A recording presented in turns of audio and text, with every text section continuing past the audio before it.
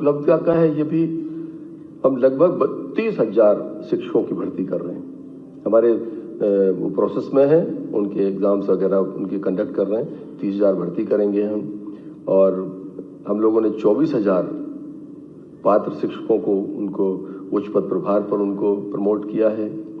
अतिथि शिक्षकों को हम 76,000 अतिथि शिक्षक लगाए हमने। 1 जुलाई में हमने ज्वाइनिंग कराई थी।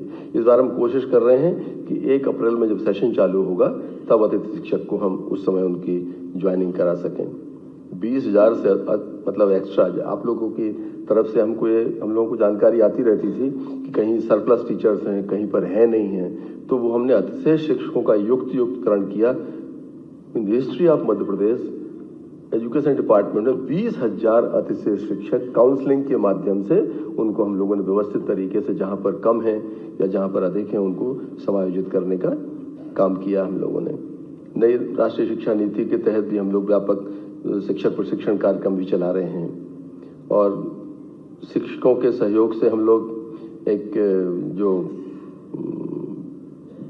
सहयोगात्मक चिंतनशील मेंटर प्रदान अधिगम जो है उसको बढ़ावा देने के लिए शिक्षक समुदाय के लिए हर माह कक्षावार एक सहकर्मी अधिगम जो कहते हैं ना कि एक पीयर लर्निंग कम्युनिटी के रूप में शिक्षक संवाद सत्रों का भी हम आयोजन कर रहे हैं।